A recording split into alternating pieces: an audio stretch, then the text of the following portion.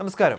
ഗാസയിലെ നിലവിലെ രൂക്ഷമായ യുദ്ധം അവസാനിപ്പിക്കാൻ ലക്ഷ്യമിട്ട് അമേരിക്കൻ പ്രസിഡന്റ് ഡൊണാൾഡ് ട്രംപ് മുന്നോട്ട് വെച്ച സമാധാന പദ്ധതി പലസ്തീൻ വിമത സംഘടനയായ ഹമാസ് നിരസിക്കാൻ സാധ്യതയുണ്ടെന്ന റിപ്പോർട്ടുകളാണിപ്പോൾ അന്താരാഷ്ട്ര തലത്തിൽ ശ്രദ്ധേയമാകുന്നത്. ഈ നിർദ്ദേശം ഇസ്രായേലിൻ്റെ താൽപ്പര്യങ്ങൾ സംരക്ഷിക്കുകയും പലസ്തീൻ ജനതയുടെ താൽപ്പര്യങ്ങളെ അവഗണിക്കുകയും ചെയ്യുന്നു എന്ന നിലപാടാണ് ഹമാസിലെ ഒരു മുതിർന്ന ഉദ്യോഗസ്ഥൻ BBC-യോട് വെളിപ്പെടുത്തിയത്. പദ്ധതിയിലെ പ്രധാന വ്യവസ്ഥകളിലൊന്ന് ഹമാസ് അവരുടെ ആയുധങ്ങൾ പൂർണ്ണമായും നിരായുധീകരിച്ച് കൈമാറണം എന്നാണ്. എന്നാൽ ഈ നിർബന്ധിത വ്യവസ്ഥ ഹമാസ് പോരാളികൾ അംഗീകരിക്കില്ലെന്ന് ആ ഉദ്യോഗസ്ഥൻ ഉറപ്പിച്ചു പറയുന്നു. അതേസമയം ഇസ്രായേൽ പ്രധാനമന്ത്രി ബെഞ്ചമിൻ നെതന്യാഹു ട്രംപിൻ്റെ ഈ നിർദ്ദേശത്തെ അംഗീകരിച്ചിട്ടുണ്ട്. എന്നാൽ വൈറ്റ് ഹൗസിൽ നിന്നുള്ള ഈ പദ്ധതിയെ ഹമാസ് ഉത്തരവാദിത്വത്തോടെ പഠിക്കുകയാണെന്ന് ഖത്തർ വിദേശകാര്യ മന്ത്രാലയം അറിയിച്ചിട്ടുണ്ട്.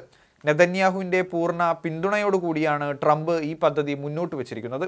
അതുകൊണ്ട് തന്നെ മേഖലയിലെ സമാധാന ശ്രമങ്ങൾക്ക് നിർണായകമാവുന്ന ഈ 20 പോയിന്റ് പദ്ധതിക്ക് ഹമാസ് എന്ത് മറുപടി നൽകുമെന്ന് ആകാംക്ഷയോടെ ലോകരാജ്യങ്ങൾ നോക്കുകയാണ്. ഗസയിൽ അടിയന്തരമായി സമാധാനം കൊണ്ടുവരാൻ ലക്ഷ്യമിട്ടുള്ള ഈ പദ്ധതിയിൽ നിരവധി സുപ്രധാന വ്യവസ്ഥകളാണ് ഉൾപ്പെടുത്തിയിട്ടുള്ളത്. ഇതിൽ പ്രധാനമായും അടിയന്തര വെടിനിർത്തൽ, ഹമാസ് ബന്ദികളാക്കിയ എല്ലാവരെയും വിട്ടുനൽകുന്നതിന് പകരമായി ഇസ്രായേൽ തടവിലാക്കിയ പലസ്തീൻ തടവുകാരെ കൈമാറൽ, ഗസയിൽ നിന്ന് ഇസ്രായേൽ ഘട്ടം ഘട്ടമായി പിൻവാങ്ങൽ, ഹമാസിൻ്റെ നിരായുധീകരണം, കൂടാതെ ഒരു അന്താരാഷ്ട്ര സംഘടനയുടെ നേതൃത്വത്തിലുള്ള ഒരു പ്രവർത്തന ഗവൺമെൻറ് ഏർപ്പെടുത്തൽ എന്നിവയാണ് ഉൾപ്പെടുന്നത്.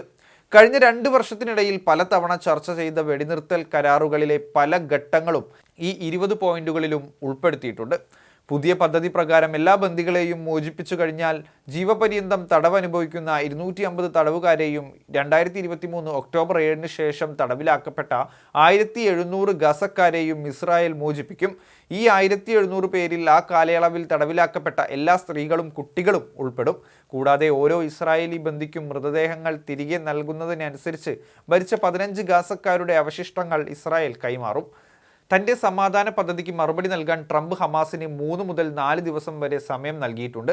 സെപ്റ്റംബർ 30 വൈറ്റ് ഹൗസിൽ നടത്തിയ പ്രസ്താവനയിൽ എല്ലാ അറബ് രാജ്യങ്ങളും മുസ്ലിം രാജ്യങ്ങളും ഇസ്രായേലും ഉൾപ്പെടെയുള്ള മറ്റ് എല്ലാ കക്ഷികളും പദ്ധതിയോട് യോജിച്ചുവെന്ന് ട്രംപ് പറഞ്ഞു. ഹമാസിനായി ഞങ്ങൾ കാത്തിരിക്കുകയാണ്. ഹമാസ് അത് ചെയ്യുമോ ഇല്ലയോ? ഹമാസ് അത് ചെയ്തില്ലെങ്കിൽ അത് വളരെ ദുഃഖകരമായ ഒരു അന്ത്യമായിരിക്കും, അദ്ദേഹം മുന്നറിയിപ്പ് നൽകുന്നു.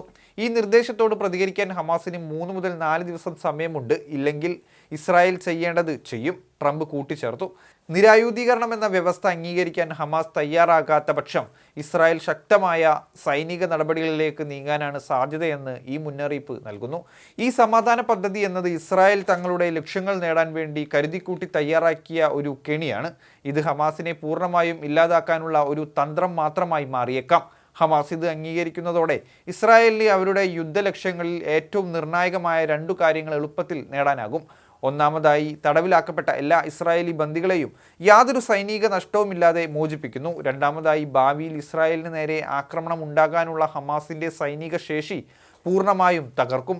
തടവുകാരെ വിട്ടയക്കുന്നത് ഒരു താൽക്കാലിക വിട്ടുവീഴ്ച മാത്രമാണെങ്കിലും ഗാസ ഭരണം ഒരു അന്താരാഷ്ട്ര ശക്തിക്ക് കൈമാറുന്നതിലൂടെ ഗാസയിലെ ഭരണപരമായ തലവേദനയിൽ നിന്നും ഇസ്രായേൽ ബുദ്ധിപരമായി ഒഴിഞ്ഞു മാറുകയും ചെയ്യും.